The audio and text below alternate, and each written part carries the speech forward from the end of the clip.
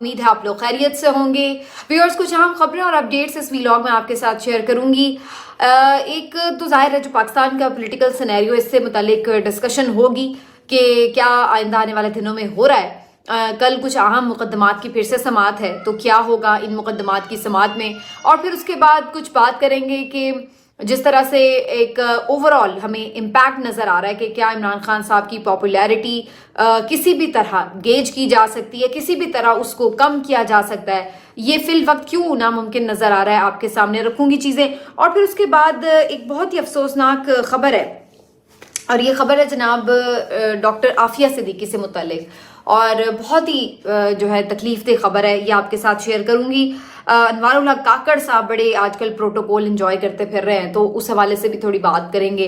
ان کا ایک نیا ایسا لگ رہا ہے, باقاعدہ پرومو سے تو ایسے لگ رہا ہے کہ جیسے کوئی انہوں نے فلم کی شوٹ کی ہے, تو پرومو اس ٹائپ کا ہے. بہرحال یہ سب چیزیں آج آپ کے ساتھ اس ویلاگ میں ہوں گی. آپ سے ریکویسٹ ہے کہ چینل کو سبسکرائب نہیں کیا تو سبسکرائب کر لیں. لیکن سچ میں آپ کو بتاؤں, ویسے بات تو آج ہم کر رہے ہیں مختلف, لیکن آج بڑا دل ٹوٹا سا ہوا ہے. آنیسٹلی میں آپ کو اپنی فیلنگز بتا رہی ہوں. مطلب بہت کچھ ہوتا ہے, بہت ہم دیکھتے ہیں کہ سیاستدانوں کے ساتھ کافی کچھ ہوتا ہے, ہمارے ملک میں ہوتا رہا ہے, ایک ہماری ہسٹری, ایک پاسٹ ہے. لیکن یقین مانیے کہ بڑا ہی آج یہ جو کیس چل رہا ہے عدت والا, اور اس میں جو آج غلاظت بکی گئی ہے, اس کو سن کے, اور پھر کچھ ایسے لوگوں کو اس کے اوپر ڈیفینڈ کرتے ہوئے دیکھ کے کہ جو یعنی اس کے بیان کو ڈیفینڈ کر رہے تھے, تو اور بھی گراوٹ کا احساس ہو رہا تھا کہ ہم کس قدر تعفن زدہ اور گٹر معاشرے میں رہتے ہیں. کیا آپ اس طرح کی مطلب لوگوں سے ایکسپیکٹ کر سکتے ہیں. یہ ایک رپورٹر ہیں جن کا نام امانت گشکوری ہے, اور یہ 24 نیوز کے سپریم کورٹ کے رپورٹر ہیں. انہوں نے ایک ٹویٹ کیا ہوا ہے, اور ان کے مطابق یہ جو گواہ تھے محمد لطیف, ان کو جب لایا گیا تو سول کپڑوں میں ملبوس کچھ اہلکار ان کو لے کر آئے تھے, اور بیان سے پہلے اور بیان کے بعد بھی یہ جو ملازم تھا یہ زاروں قطار روتا رہا. اور یہ جو گشکوری صاحب ہیں یہ رپورٹ کر رہے ہیں کہ اس کی جو حالت تھی اس کو دیکھ کے لگ رہا تھا کہ جیسے وہ بڑی کوئی دباؤ میں ہے. لیکن یہ بھی وہ ساتھ لکھ رہے ہیں کہ یہ معلوم نہیں کہ یہ دباؤ کچھ اس طرح کا تھا کہ اس کو مجبوراً کوئی بیان دلوانے کے لیے لایا گیا ہے, یا پھر وہ خود سے ہی اتنا شرمندہ تھا کہ اس جو گھٹیا حرکت اس سے کروائی جا رہی تھی اس کی بنا کے اوپر وہ اپنے آپ کو قابو میں نہیں رکھ سکا اور رو پڑا. یہ تو انہوں نے اس میں ڈسکس نہیں کیا ٹویٹ میں, لیکن یعنی یہ وہ بتا رہے تھے کہ اس طرح کا اس سے جانے سے پہلے اور بعد میں ماحول تھا. مجھے کوئی محمد لطیف کے ساتھ ہمدردی نہیں ہے. آپ نے کسی کا یعنی تیا پانچا کر دیا, کسی کو قتل کر دیا, کسی عزت کا جنازہ نکال دیا, اور پھر اس کے بعد آپ روتے پڑے پھریں, تو وہ شعر ہے نا کہ ہائے اس زود پشیماں کا پشیماں ہونا, تو پھر آپ کے وہ آنسو کس کام کے ہیں.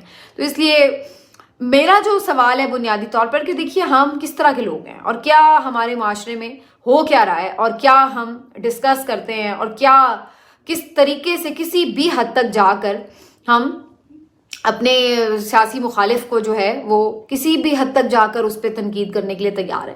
افسوس مجھے اس بات کا بھی ہے کہ جو باقی نام نہاد جمہوری جماعتیں ہیں, پی ایم ایل این ہو, پیپلز پارٹی ہو, باقی جو مذہبی لبادے اوڑے ہوئے بھی جماعتیں ہیں, آپ ان کی طرف سے بھی آپ دیکھ رہے ہیں کہ کوئی ایک مذمت کا لفظ ہی آ گیا ہو کہ یار ٹھیک ہے, کوئی انسان کے بچے بنے آپ لوگ, کہ ٹھیک ہے آپ تنقید کریں, کرپشن کے ایلیگیشن لگا رہے ہوں, آپ ان کے سائفر کیس پہ بنا رہے ہیں باتیں, اور آپ جو بتائیں ان کی نااہلی بیان کریں, کچھ بھی کہیں, لیکن یار کسی کے آپ یعنی ازدواجی تعلقات, ازدواجی زندگی کے اوپر جو ہے وہ آپ کیچڑ اچھال رہے ہیں. تو کوئی ان میں سے کوئی اس ظرف کا سیاستدان نہیں تھا. نواز شریف نہیں ہے, زرداری نہیں ہے, فضل الرحمان نہیں ہے, کوئی ان میں سے اس لیول کا نہیں تھا. کسی کو ذرہ برابر شرم نہیں آ رہی کہ یار یہ کیا ہو رہا ہے.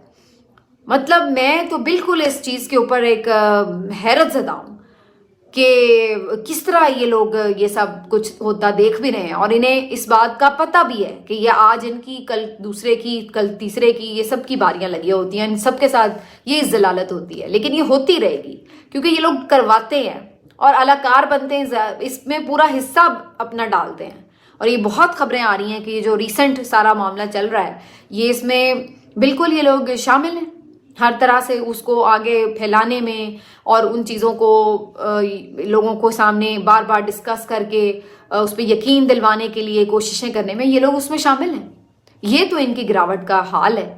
آپ یقین مانیے کہ مطلب بہت، میں تو اس کے اوپر سرپرائز بھی ہوں، میرے پاس الفاظ بھی نہیں ہیں کہ میں کیا اس کے اوپر بات کروں. آپ تھوڑی سی حیا کرتے ہیں.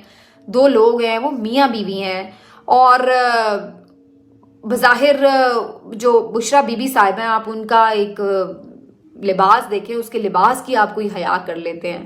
کچھ آپ اس کو یعنی کہیں اس کو بخش دیتے ہیں کہ یار اتنی گراوٹ سے آپ کیوں بات کر رہے ہیں. لیکن یہاں تو کوئی لمٹ ہی نہیں ہے. اور لمٹ ہو بھی کیسے؟ یہ وہ لوگ ہیں جو آڈیوز ویڈیوز کا ایک ریکارڈ رکھتے ہیں اور پھر بڑے بہت سٹائل سے بیٹھ کر، بڑے فخریہ انداز سے، بڑے بلیک میلنگ کے انداز سے، جیسے گینگسٹرز نہیں ہوتے اس انداز سے بیٹھ کے دوسروں کو بتاتے بھی ہیں. ویڈیوز ہیں ہمارے پاس، ججز کی بھی ہیں، سٹنگ ججز کی بھی ہیں. مطلب آپ کو شرم نہیں آتی کہ آپ ایک غلط کام کر رہے ہیں اور اس کو فخر سے بتا رہے ہیں کہ ہیں ہمارے پاس ویڈیوز ہیں اور ہم ایسے ہی ہیں بھائی، ہم اتنے ہی اسی طرح کے لوگ ہیں ہم. آپ اندازہ لگائیں، یہ مریم نواز صاحبہ کے آن ریکارڈز کتنی دفعہ انہوں نے آ کے پریس کانفرنس میں کہا ہے، میڈیا ٹاک میں کہا ہے کہ ہیں میرے پاس ویڈیوز. آپ اندازہ لگائیں. اور آج وہ رانا ثناء اللہ صاحب کہہ رہے ہیں جی مراد سعید کی آڈیو ٹیپس ہیں جی ہمارے پاس، اور یہ وہ. تو کیا اس پہ بندہ کہہ سکتا ہے؟ بہرحال اس سارے میں ایک خبر ہے جو کہ جب میں یہ سارا سینیریو دیکھتی ہوں تو مجھے لگتی ہے کہ بالکل میں بے معنی یہ خبر دے رہی ہوں، اس لیے کہ جس ماحول میں ہم رہ رہے ہیں وہاں تو شاید یہ کوئی بات ہی نہیں ہے. ڈاکٹر عافیہ صدیقی صاحبہ جو بہت سال پہلے امریکہ کے حوالے کر دی گئی تھی، وہ بھی یہی بتایا جاتا ہے یہی جرنیلوں کے ماشاءاللہ سے کارنامے ہیں، اور انہیں حوالے کیا گیا امریکہ کے. وہ کب سے سالوں سال سے جیل کاٹ رہی ہیں گوانتانامو بے میں، اور یا شاید کسی اور امریکی جیل میں، سوری میں تھوڑا اس کو چیک نہیں کر سکی. اور ان کے متعلق اب یہ خبر آ رہی ہے، ان کے وکیل جن کا نام کلائیو سٹیفورڈ ہے، ان کی طرف سے یہ خبر آ رہی ہے کہ عافیہ صدیقی صاحبہ جو ہیں وہاں پر جیل میں کن حالات میں ہیں کوئی سوچ نہیں سکتا ہے جو ان کے ساتھ وہاں پہ سلوک ہو رہا ہے. حتیٰ کہ ان کو جنسی زیادتی کا نشانہ بنایا جا رہا ہے اور متعدد بار بنایا جا رہا ہے.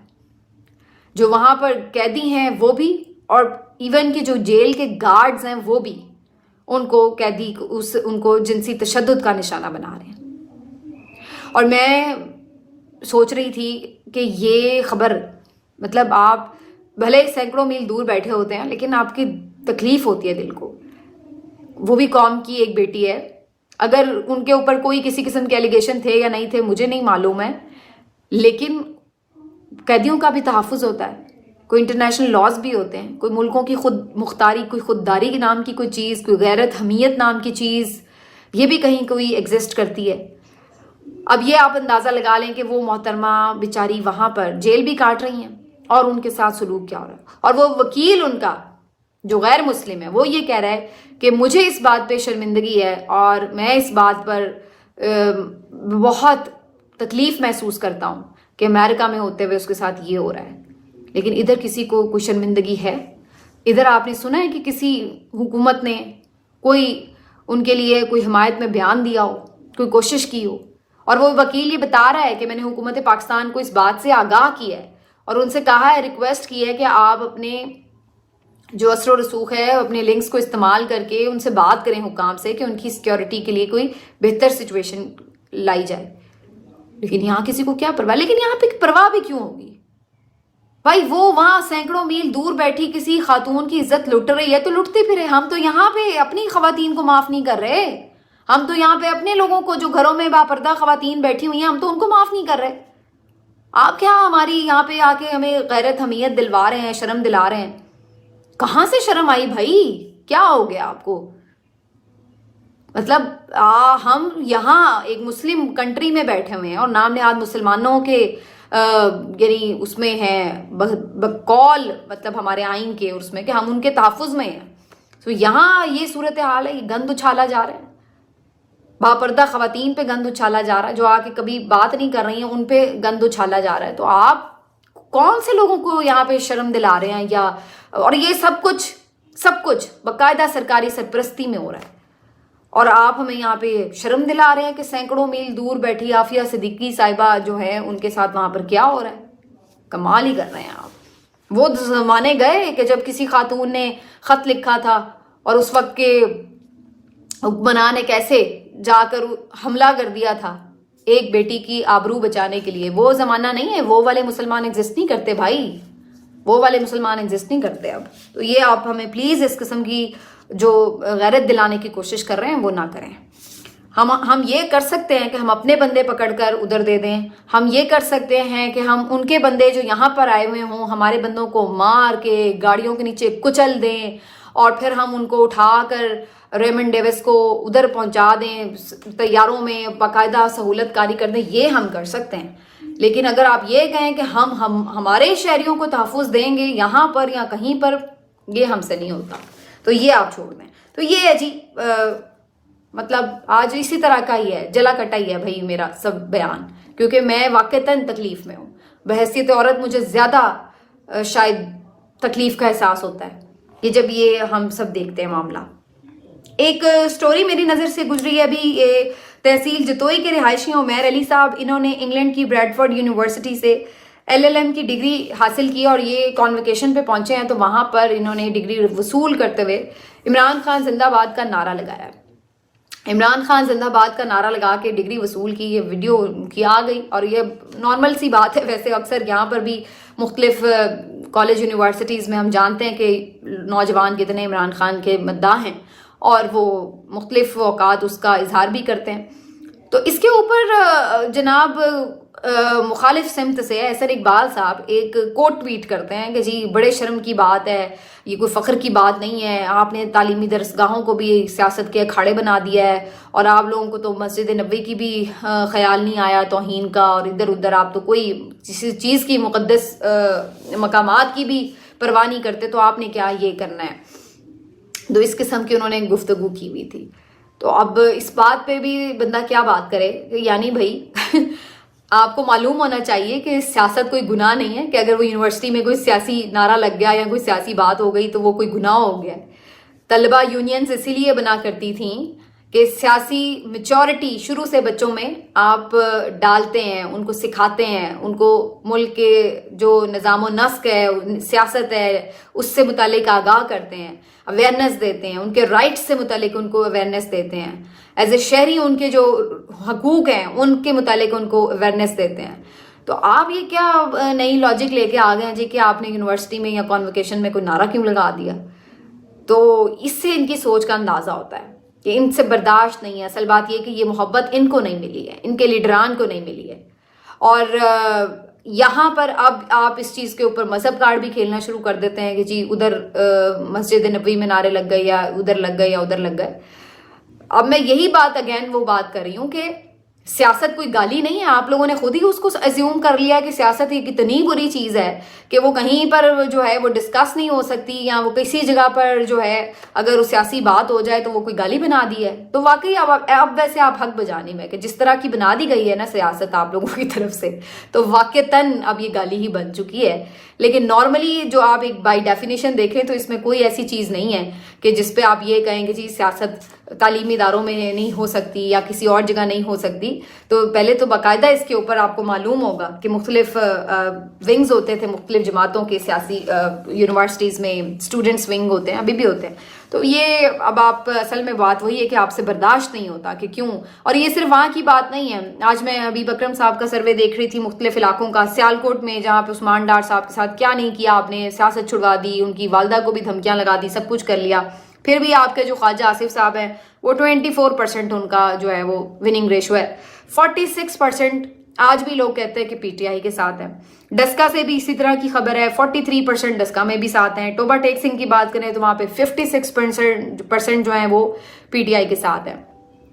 तो आप अंदाज़ा लगा लें कि आप किधर खड़े हैं, आप सब कुछ करके भी किधर खड़े हैं।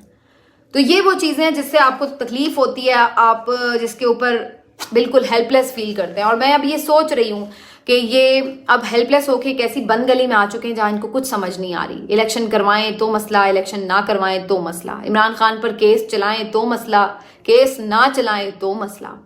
کیونکہ کیس چلا رہے ہیں تو عدالت لا نہیں رہے ہیں. عدالت نہیں لاتے تو خود جیل میں جانا پڑتا ہے. پہلے سیشن کورٹ کے ججز جا رہے تھے, اب احتساب کورٹ کے جج جا رہے ہیں, اب الیکشن کمیشن کو بھی جانا پڑے گا. صبح الیکشن کمیشن کی بھی تاریخ ہے, اور سارے جو الیکشن کمیشن کے توہین کے مجرم ہیں سارے وہاں جیل میں موجود ہیں, تو وہ سب بھی وہاں پہ ہیں.